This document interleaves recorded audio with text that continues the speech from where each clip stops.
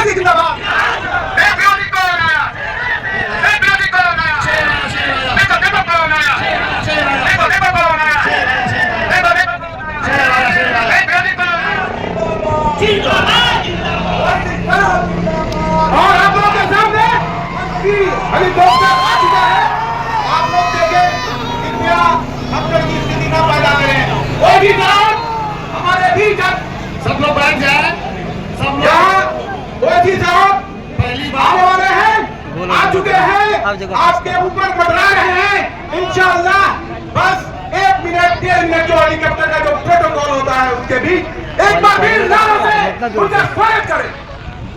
ओजी साहब जिंदाबाद, ओजी साहब जिंदाबाद, विरोधी कौन आया? विरोधी कौन आया? देखो देखो कौन आया? देखो देखो कौन आया? ओजी साहब जिंदाबाद, जिंदाबाद जिंदाबाद, ओजी साहब जिंदाबाद, जिंदाबाद जिंदाबाद, ओजी साहब जिंदाबाद, जिंदाबाद जिंदाबाद, अनाया भोगिया जिंदाबाद, जिंदाबाद जिंदाबाद, मगन पार्टी जिंदाबाद, जिंदाबाद, जिंदाबाद, जिंदाबाद, असलम सलाम जिंदाबाद, अजनैन वासी जिंदाबाद, अजनैन वासी जिंदाबाद, देखो देखो कौन आया? देखो देखो कौन आया? शेर आया, शेर आया, जिंदाबाद, जिंदाबाद, जिंदाबाद, जिंदाबाद, अजनैन वासी जिंदाबाद, अजनैन जिंदाबाद, जिंदाबाद, जिंदाबाद, जिंदाबाद, जिंदाबाद, जिंदाबाद, जिंदाबाद, अकबरुद्दीन ओवैसी जिंदाबाद, जिंदाबाद, जिंदाबाद, तरुण ईमान जिंदाबाद, जिंदाबाद, जिंदाबाद, देखो देखो कौन आया? शेर आया, शेर आया, देखो देखो कौन आया? शेर आया, शेर आया, बैरिस्टर असदुद्दीन ओवैसी साहब जिंदाबाद, जिंदाबाद, जिंदाबाद, असदुद्दीन ओवैसी साहब जिंदाबाद, जिंदाबाद, जिंदाबाद, परिवार बिचारा आगे बेचारा ओवैसी, देखो देखो कौन आया? हुसैन जिंदाबाद, देखो देखो कौन आया? असदुद्दीन ओवैसी जिंदाबाद, असदुद्दीन ओवैसी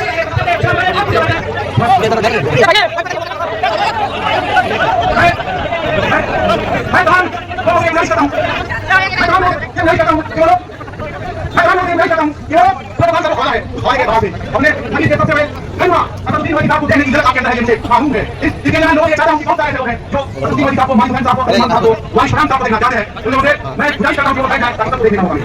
लेकिन जो लोग छुपे हुए हैं, वो लोग कहीं पर है, उसके ऊपर ज्यादा खाना की गुजारिश है।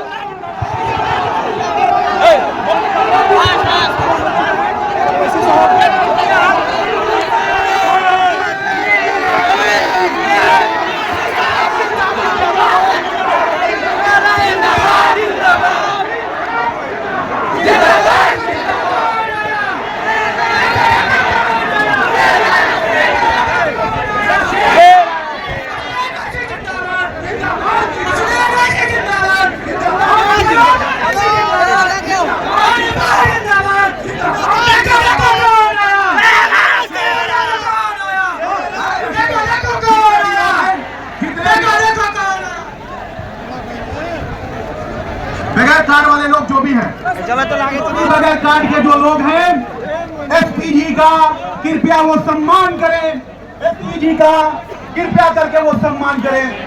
जितने भी जो लोग स्टेज पर खड़े हैं बिना कार्ड वाले नीचे उतर जाएं। जो लोग भी स्टेज पर खड़े हैं उनसे हाथ जोड़ के हमारी आग्रह है कि वो स्टेज पर से उतर जाए। स्टेज का लिमिट उतना नहीं है, जितना सिक्योरिटी क्लियरेंस जितना है, प्रोग्राम आपका है। आप नहीं अगर कोऑपरेट करेंगे तो कौन करेगा? हम जानते हैं कि आपके भी वो किराएदार मौजूद हैं जिनकी दहाड़ आप लोगों ने संसद पे सुनी है, सड़क पर सुनी है, हैदराबाद की गली मोहल्ले से लेकर हिंदुस्तान का हिंदुस्तान पूरे वर्ल्ड में सुनी है, पूरी दुनिया में सुनी है। वो आपके बीच है, उनके लिए एक बार जोरदार जो है से उनका स्वागत करें।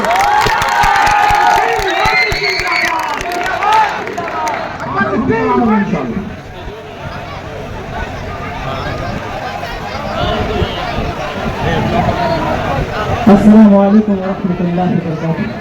बहुत बेसब्री से इंतजार था हजरत भाई साहब को देखने के लिए। नौजवानों के दिल की धड़कन, युवाओं के दिल की धड़कन, बुजुर्गों के दिल की धड़कन हमारे बीच बैरिस्टर असदुद्दीन ओवैसी साहब मंच पर तशरीफ फरमा है। मैं इनके लिए आप हजरात के सामने एक नज़्म पेश करता हूँ। इससे पहले एक शेर समाज फरमाए। जाग उठे हैं दीवाने दुनिया को जगा कर दम लेंगे, जाग उठे हैं दीवाने दुनिया को जगा कर दम लेंगे। इज्जत से जिएंगे जी लेंगे या जान शहादत पी लेंगे, इज्जत से जिएंगे जी लेंगे या जान शहादत पी लेंगे। और कुछ वक्त की खामोशी है फिर शोर आएगा। आज बीजेपी का दौर है, कल AIM का दौर आएगा।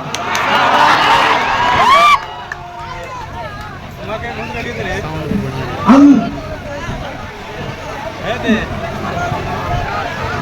वो पूरा संसद हिला के रख दे जिसे हुकूमत वो है ओवैसी। वो पूरा संसद हिला के रख दे जिसे हुकूमत वो है ओवैसी। हमारी कल्बो जिगर में जिसकी, हमारी कल्बो जिगर में जिसकी बसी है चाहत वो है ओवैसी। झुका न पाया जिसे जमाना, झुका न पाया जिसे जमाना, जिके हुकूमत वो है ओवैसी। वो पूरा संसद हिला के रख दे, वो पूरा संसद हिला के रख दे जिसे हुकूमत वो है ओवैसी।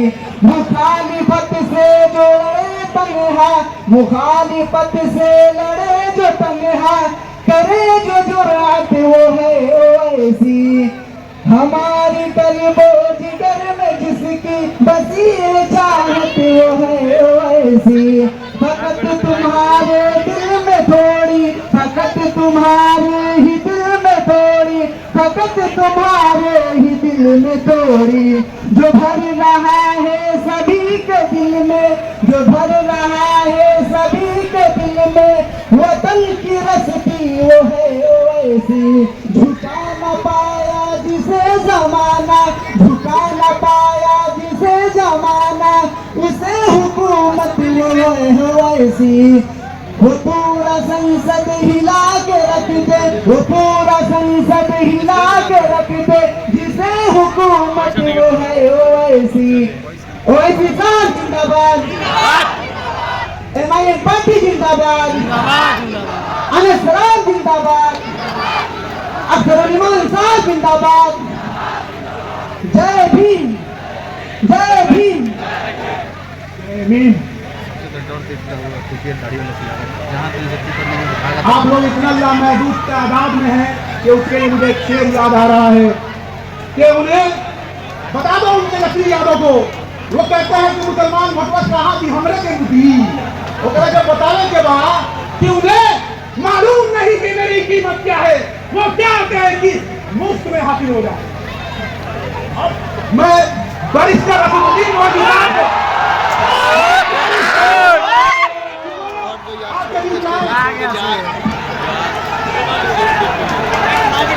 अस्सलाम वालेकुम।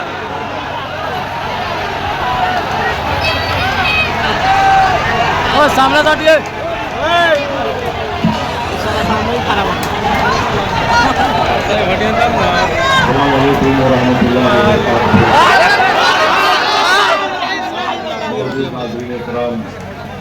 बुजुर्गान कौम और मिल्लत, मेरे गयूर नौजवान साथियों,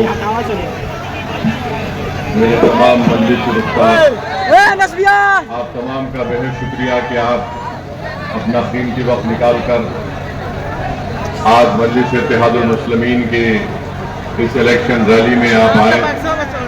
और आप जानते हैं कि गोपालगंज विधानसभा से मजलिस इत्तेहादुल मुस्लिमीन के उम्मीदवार हमारे भाई मरहूम असलम मुखिया के बेटे अनस सलाम साहब हैं। मैं सबसे पहले अल्लाह से दुआ करता हूं कि अल्लाह सुब्हानहू व तआला हमारे मरहूम दोस्त जनाब असलम मुखिया की अल्लाह मग़फ़िरत करे, उनकी कब्र को नूर से भर दे।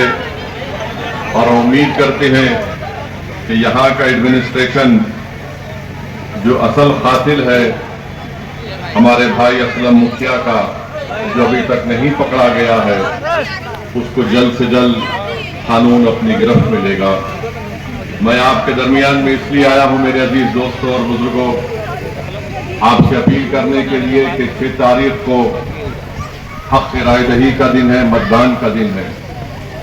आप तमाम से ये बोलने आया हूं, अपील करने आया हूं कि आप अपना एक वोट मजलिस के इंतखाबी निशान पतंग छाप पर बटन दबाकर आप अपने इत्तेहाद का सबूत दीजिए, अपने सियासी शऊर का सबूत दीजिए। और गोपालगंज विधानसभा में अगर आप विकास चाहते हैं तो यकीनन आपको यहां से एमआईएम पार्टी के उम्मीदवार को कामयाब और कामरान करना है। जो लोग यहां पर आज नहीं पहुंच सके और जो लोग आज यहां पर हैं, मैं आपसे अपील कर रहा हूं कि आप उन तक हमारा पैगाम पहुंचाइए। कसदुद्दीन ओवैसी यहां पर आया था और उसने आकर हम तमाम से ये कहा कि 6 तारीख के दिन आपको गोपालगंज में एक तारीख बनाना है। मरहूम असलम साहब ने इलेक्शन लड़ा था, उस वक्त भी आप तमाम ने बड़ी जुर्रत और बहादुरी के साथ मजलिस के उम्मीदवार के हक में अपना वोट दिया। मैं आपका शुक्रगुजार हूं, मगर अब की बार हमको यहां से अपना विधायक को कामयाब और कामरान करना है, ताकि वो बिहार की विधानसभा में जाकर यहां पर जो तालीम का मसला है, जो यूनिवर्सिटी एक जिले में नहीं है, उसको बना सके। यहां पर अस्पताल नाम का तो है, मगर यहां पर डॉक्टर और दवाएं नहीं मिलती है। यहाँ का नौजवान बेरोजगार है, उसका मुकद्दर बेरोजगारी बना दिया गया है। और आप जानते हैं कि एक बड़ी तादाद में नौजवान यहाँ से निकलकर भारत के कोने कोने में चले जाते हैं।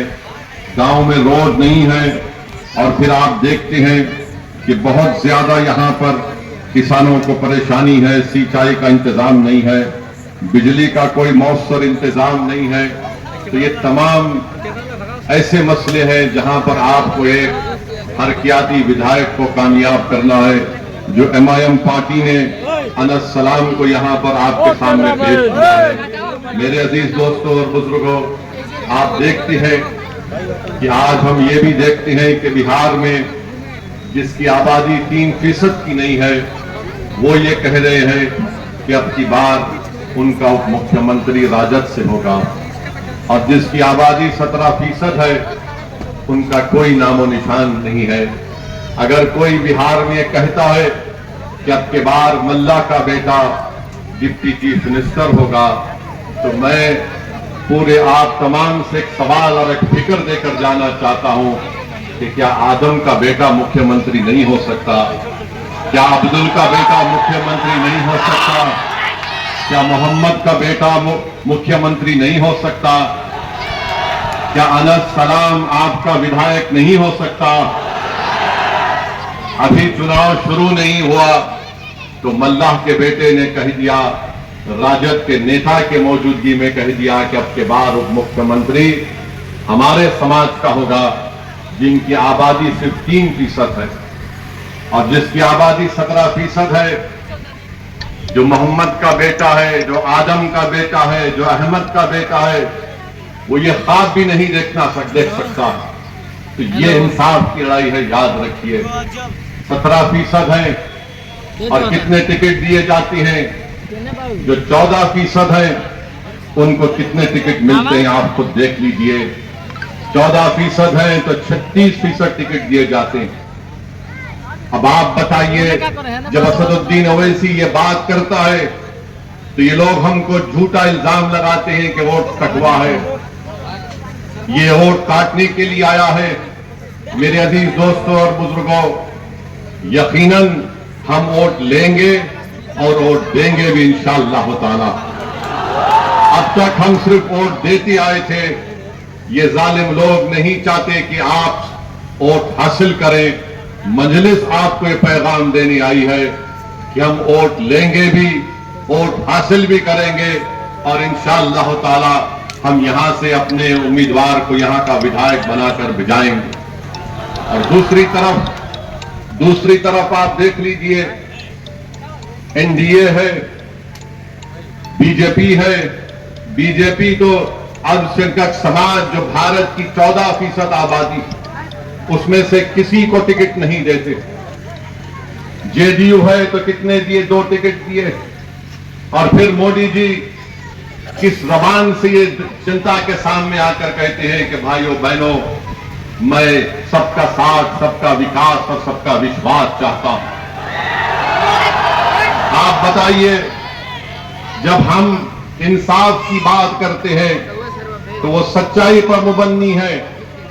बाबा साहेब अंबेडकर ने जो संविधान बनाया, बाबा साहेब अंबेडकर ने संविधान में लिखा कि अब तो मैं संविधान बना रहा हूं, तब ये जिम्मेदारी उन कमजोर लोगों की है जिनके पास कोई ताकत नहीं है। अगर उनको ताकत हासिल करना है, उनको अगर सामाजिक न्याय को हासिल करना है, अगर उनको बराबरी चाहते हैं, अगर वो हिस्सेदारी चाहते हैं, अगर वो इज्जत चाहते हैं, अगर वो समाज में अपना मुकाम चाहते हैं, अगर वो नाइंसाफी को खत्म करना चाहते हैं, अगर वो जालिम के जुल्म को रोकना चाहते हैं, तो बाबा साहेब अंबेडकर ने संविधान में लिख दिया कि तुमको इंसाफ को हासिल करना पड़ेगा, तुमको भाईचारगी को हासिल करना पड़ेगा, तुमको आजादी को हासिल करना पड़ेगा। जो हम इस आजादी की जब हम बात करते हैं, हम चाहते हैं कि जो जंजीरें हमारे दिलो दिमाग में डाल दी गई हैं, जिसकी बुनियाद पर हम किसी की गुलामी करने के लिए मजबूर हो जाते हैं, ओवैसी आज तुम्हारे दरमियान में आकर कह रहा है, अगर 3% आबादी वाला कहता है कि मल्लाह का बेटा उप मुख्यमंत्री होगा, तो ओवैसी कहता है कि बिहार के 17% मोहम्मद और आदम का बेटा भी इंशाअल्लाह ताला मुख्यमंत्री होगा। मैं मुबारकबाद भी देता हूं वीआईपी पार्टी के उस जिम्मेदार को कि उन्होंने अपनी समाज के इत्तेहाद और उनके सियासी शऊर की बुनियाद पर पूरे एतमाद के साथ कह दिया कि हम 3% हैं मगर हमारा उप मुख्यमंत्री होगा। अब बताओ, जो लोग मजलिस पर उंगलियां उठाते हैं, जो 17% की आबादी में है, बताओ क्या संविधान में राइट टू इक्वालिटी नहीं है कि मसावात होगा? क्या संविधान में इस बात की बात नहीं की गई कि भाईचारगी होगी? जब मसावात और इक्वालिटी और फ्रेटर्निटी की और जस्टिस की बात होगी, तो फिर क्यों नहीं हर समाज को उसका हिस्सा दिया जाता है? और फिर दूसरी तरफ भाजपा है जो खुलेआम कहती है कि हम नमक हराम हैं। अरे क्या तुम्हारे बाप का पैसा इस देश में कि तुम हमको नमक हराम कहते हो? देश की आजादी में तुम्हारा कोई हिस्सा नहीं था। ये बिहार की तारीख बताएगी कि यहां पर हमारे बुजुर्गों ने अंग्रेजों की गुलामी से इस मुल्क को छुटकारा दिलाने के लिए जिना के पैगाम को ठुकराया। उन्होंने अंग्रेजों को यहां से भगाने पर मजबूर किया, और जो जंग आजादी में हिस्सा नहीं लिए वो नमक की बात कर रहे हैं। अरे यही चंपारण बिहार की सरजमीन थी। जब महात्मा गांधी के साथ नमक के नाम पर एजिटेशन हो रहा था, तो जो आज हमको नमक हराम कह रहे हैं, अरे तुम नमक हरामी कर रहे थे, नहीं थे अंग्रेजों की। ये देश सबका है, वोट किसी को मिलेगा नहीं मिलेगा, इसकी बुनियाद पर किसी पर उंगली नहीं उठाई जा सकती है। जब तुम 6 तारीख को वोट डालने जाओगे तो तुमको वोट देना पड़ेगा। ये बात बिल्कुल सच है मेरे भाई, ये बात बिल्कुल सच है कि बिहार की जनता ने नरेंद्र मोदी को 3 मर्तबा प्रधानमंत्री बनाया, मगर नरेंद्र मोदी का दिल अहमदाबाद में अटका हुआ है। ये बात बिल्कुल सही है कि 20 साल से नीतीश कुमार मुख्यमंत्री है, मगर उनका दिल सिर्फ राजगीर में अटका हुआ है।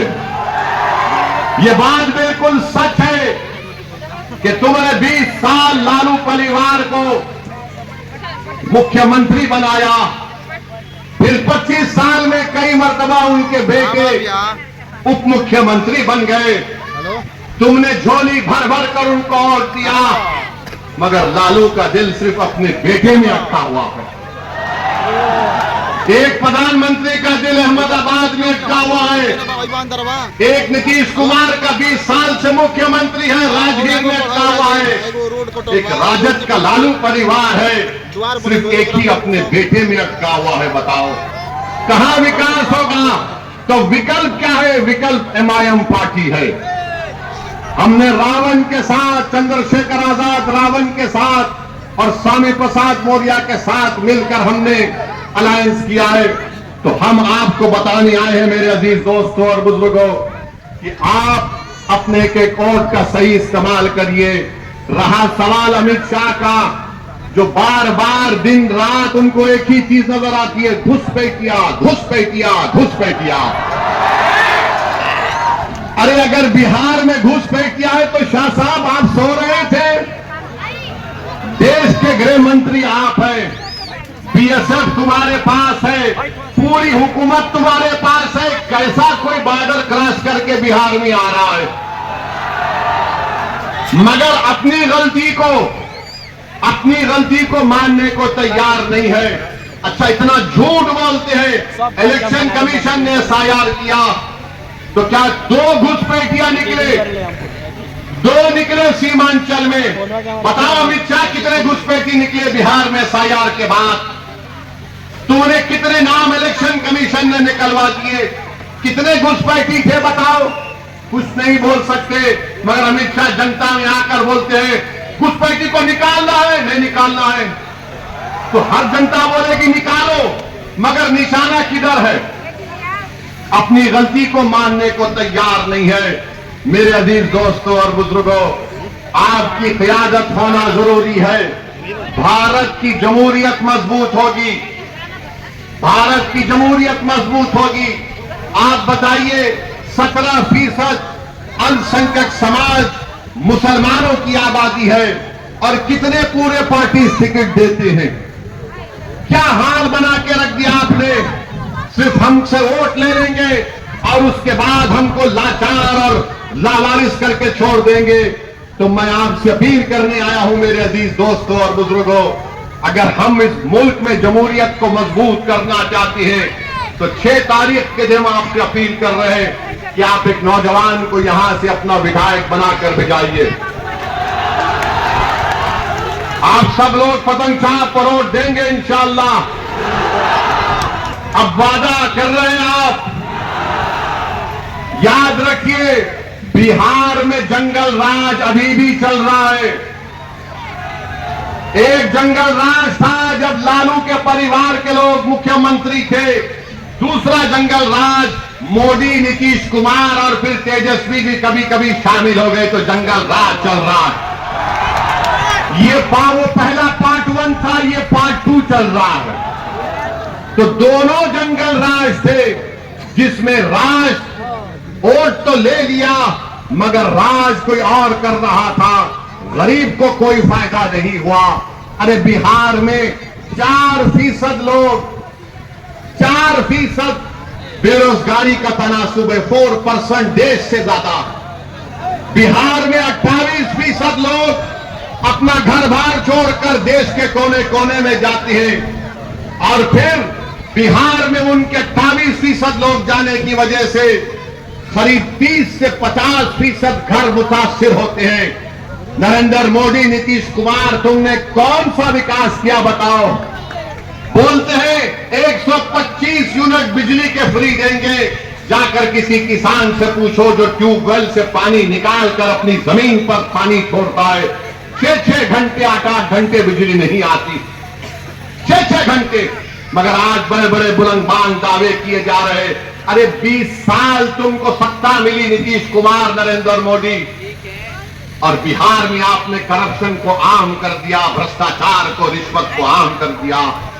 एक रेट होता है, इतना पैसा देंगे तो म्यूटेशन होगा, इतना पैसा देंगे तो रजिस्ट्री होगा, इतना पैसा देंगे तो आवास योजना में हिस्सा मिलेगा। अरे तुम 20 साल से गरीब का खून चूस कर हमारी माओ के अकाउंट में सिर्फ 7,000 रुपये डालते हो। अरे तुमको तो डालना था, इतनी रिश्वत तुम्हारे दौर में आम हो गई। कि तुम कम से कम एक एक के अकाउंट में 50,000 डालते तो शायद हम कैसे मान सकते थे कि तुमने रिश्वत का एक 5% हिस्सा गरीबों को दिया। इतना रिश्वत तुमने लिया है। तो बहरहाल मेरे अजीज दोस्तों और बुजुर्गों, आप तमाम से अपील है कि 6 तारीख के दिन मुत्तहिदा तौर पर अपने वोट का इस्तेमाल करिए। लोग आएंगे, हमको गाली देंगे, हमको इसकी कोई फिक्र नहीं है।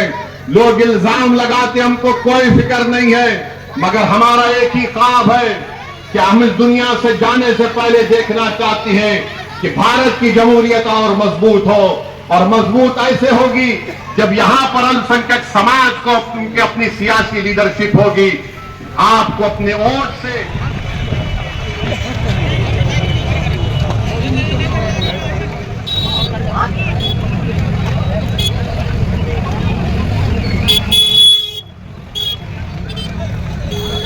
क्या बात की बात नहीं, मानवता धर्म हमारा है। क्या बात की बात नहीं, मानवता धर्म हमारा है। और यहाँ हमारा है, हमारा है। यहाँ को जहाँ में बढ़ा है, यहाँ को जहाँ में बढ़ा है, यहाँ को जहाँ में बढ़ा है, वहाँ को मोहब्बत में बदल डाला है। अवधि भैया ने हमारे जनता के क्या में राजनीति करने का अंदाज बदल डाला है, अंदाज बदल डाला है। ये अजीबा हमारे मोदी बनाओ, और सुबह हमारे मोदी बनाओ ना चुने भी नहीं मन चुना गई भाऊ। ऐसे रवा से बात नहीं, पतंग छाप पर अपन बटन दबाई और अनस भाई के हिदायत। जो भी वहाँ बैरिकेड के पास है वो दूर हो जाए, क्योंकि ड्रोन डाउन कर दे, जो भी वहाँ पे ड्रोन डाउन कर दे, ड्रोन डाउन कर दे। आपको मुझे ये दर्श है, ड्रोन को डाउन करें, ड्रोन के ऊपर ग्राउंड को डाउन करें। प्रशासन का प्रोटोकॉल है, ड्रोन को डाउन करें।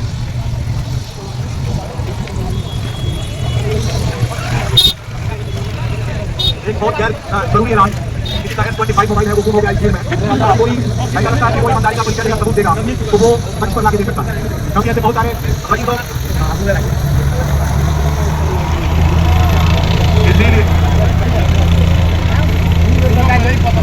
और हमारे सदर साहब उड़ने को तैयार हवाओं में।